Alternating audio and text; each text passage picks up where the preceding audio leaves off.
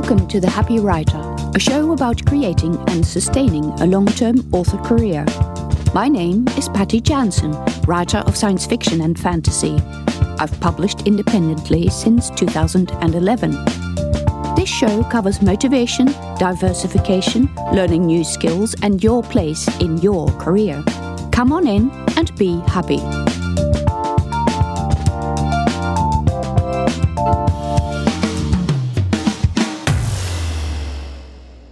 In this episode of The Happy Writer, I'm going to talk about starting with author websites. Do you need a website? What needs to be on it? And when should you do something about getting a website?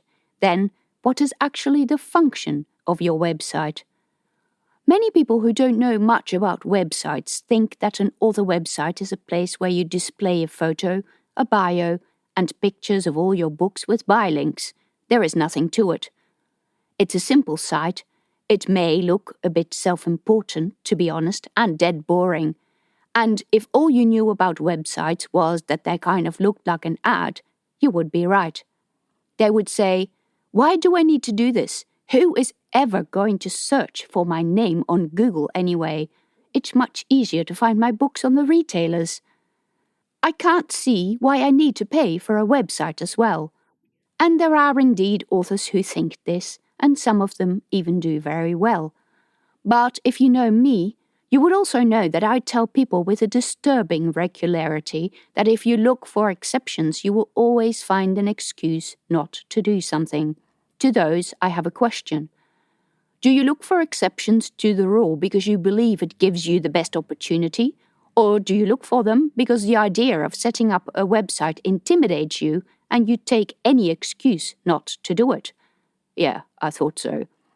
So let's quit looking for excuses not to have a website and turn it around. Why should you have a website? First of all, because it's your place on the internet that no one is going to take away, especially if you own your own domain. You can change providers, you can host your domain elsewhere, you can completely redesign your website. But if people find you by searching online, they will go to a place that you own and control. Sadly, a lot of people don't realize just how important this is. Of course, your website needs to have some content. Most likely, this will be something about yourself or your writing and a list of all your books, preferably with one page for each separate book, listing all the different places where people can buy them. But for smart authors, because of the many things that you can do with your website, this is just window dressing. Displaying a bio and your books are not the most important things you can do with your website. More about this later. Those pages are there just so people can find you, and that if someone types in the title of your book or your name, they will be directed to your website. That in itself is not going to deliver huge volumes of traffic, but you will be surprised that it does deliver some, day after day, without any involvement from you at all. Exactly the right kind of happy writer activity. With that out of the way, let's consider a few things. The first is about domains. If by chance the domain for your author name is available, grab it immediately, before too many people have searched for it and some domain squatter has grabbed it and charges thousands of dollars for it. Really? Do that now. Domains are cheap, less than $20 per year to register. If by chance you have a really common name or one that is difficult to spell, you might poke around at one of the domain registrars like Google Domains or Namecheap and grab the domain of a pen name that is still available. This is really important since the domain is the strongest factor in returning search results in the search engines. If you own the domain in your author name, you will be infinitely better placed in the search results. So this is a decision you need to take fairly early on in your career, especially if you need to change your pen name according to the domains available for a reasonable price. Of course, you can change your author name at any point, but if you need to pay for someone to fix your covers, it can become an expensive exercise and might confuse some readers. Why should you use your name as your domain? And could you perhaps use a series title or the title of your book? You could, but I very much doubt you want to be restricted to being known only for one book. A book title or series title may not always be the easiest to remember or spell. You want to be easily found, and your name is the common factor that connects all your books. You also want to avoid having too much fragmentation, like having a website for each series. It's a lot of work, and it splits your audiences. Even if you do write in entirely different genres, I would hesitate to tell someone to split your catalogue like this.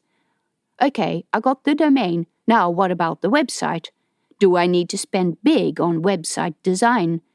I don't want to do all that work. I can just set up a free site on WordPress.com and be done with it.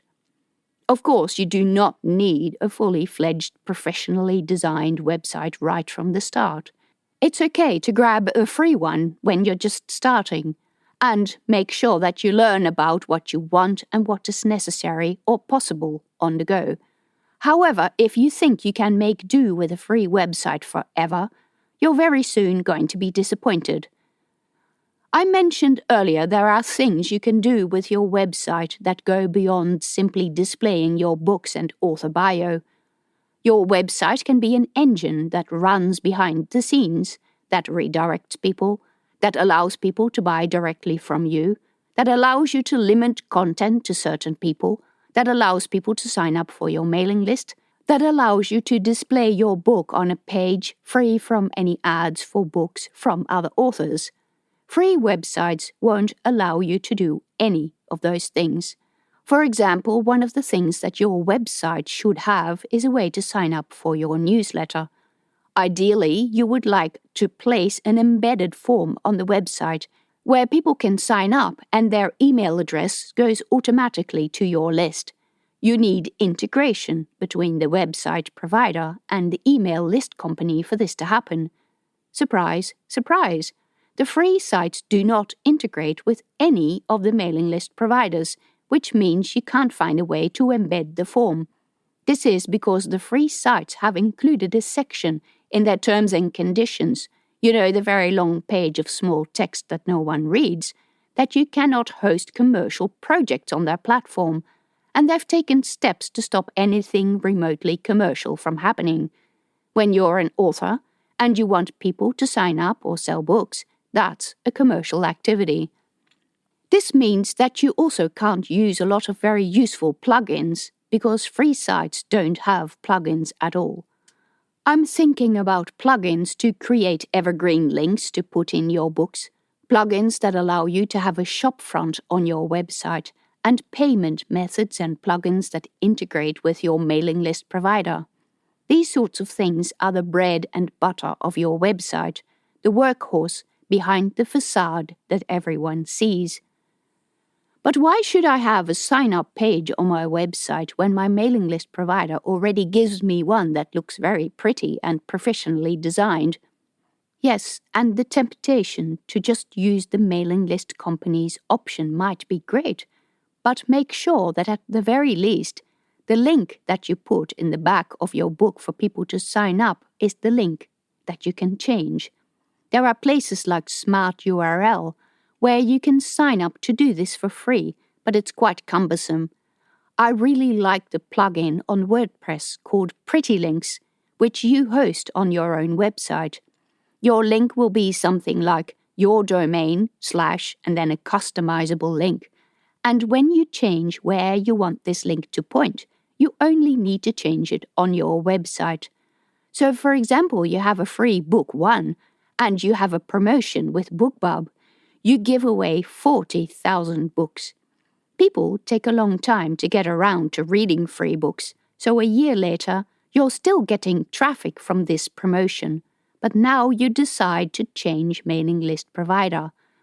All of a sudden, all the links in all those 40,000 books that are already in the hands of readers become invalid. If you had used a redirect link, you could have just changed where the links point to your website. But because you didn't have a website that allowed you to host plugins, you couldn't do this. That's a lot of traffic wasted.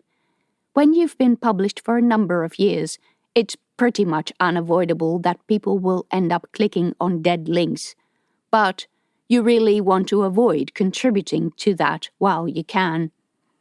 But if you're just starting out and you have no money, or you're just having a look-see if this author gig is something you like, please don't go all out and pay for an expensive website. But when you want to be more serious about it, you should have a self-hosted website, even if only because you can self-host redirect links that allow you to keep links in your books evergreen without changing the book each time. What should be on your website? The most important thing you're going to have to put on your website is a way for people to sign up to your mailing list. You can make this an important feature in the header of the site, or you can use a pop-up. The problem with pop-ups is not so much that people hate them. People do hate them, but they will just click them away, no matter how much they complain. Pop-ups work very well for getting people to sign up, but the main problem with them is that they're also quite likely to malfunction. After an upgrade of some operating system or some feature on your website, all of a sudden the close button doesn't work anymore, or the pop-up becomes too big on a mobile screen, or won't go away or reappear immediately. It might appear where you don't want it to. If you want less hassle, use the sign-up form in the header of your website. If you want more people to sign up, use a pop-up, but keep a very close eye on it. I have already talked about the book pages that should be on your website.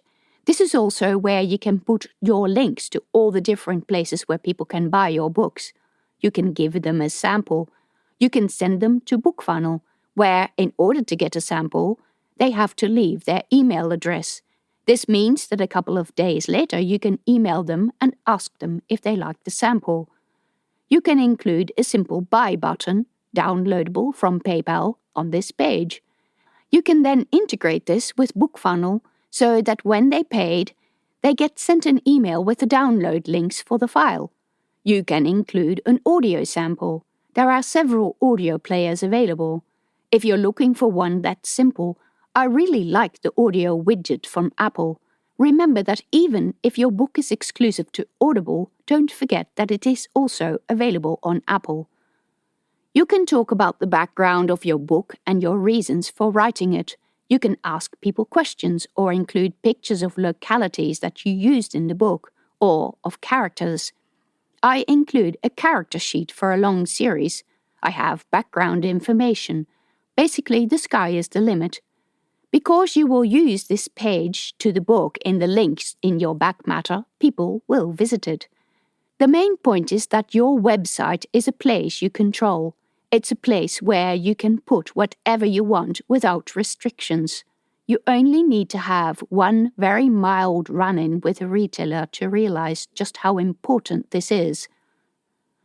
Another way to use your website is to keep your efforts evergreen.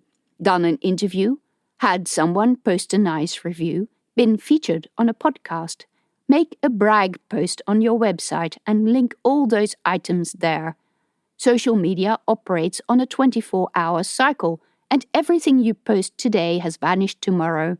But on your website, these things stay current and searchable forever. When you have a dedicated group of readers, you can make pages only they can access.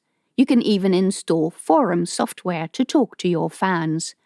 Your website is also an archive of all your book-related material, your maps, your character interviews, photos from cons, and anything else that might interest fans.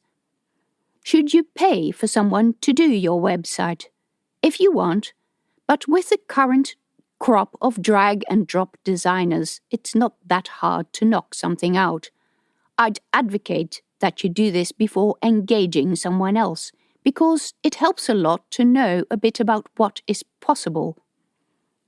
What do you need? Apart from the domain, you will need to find a hosting company. Whichever one gives you the best deal or has the best name varies quite a bit. So I'm going to suggest that you ask other authors when you're ready to take this step. If you've been really smart and started a free WordPress site on yourdomain.wordpress.com, then you can just drop the WordPress bit and port the site over to a self-hosted option. Any of the free WordPress theme options also exist on the self-hosted site. WordPress even has a hosting option that allows you to simply swap out your hosting option with minimal pain. You'll be surprised at the amount of extra options. A few things you should do straight off the bat. Make sure that your hosting plan includes a secure certificate. You don't just need this if you're planning to allow people to register or want to sell online. Having a secure website will affect search results. Secondly, make sure that your website is mobile-friendly. Other than the fact that a lot of people use mobile phones to access the internet, having a mobile-optimized website also affects search results. Most out-of-the-box website tools include mobile friendliness, but just check it before you build the site. Many hosting companies include a free security certificate with their hosting plans. Make sure you sign up with one that does, or buy the certificate separately.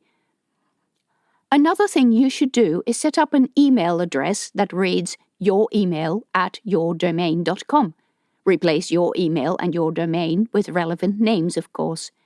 You can reroute emails received at this address to Gmail, but don't use your Gmail address or any other free email provider to send newsletters.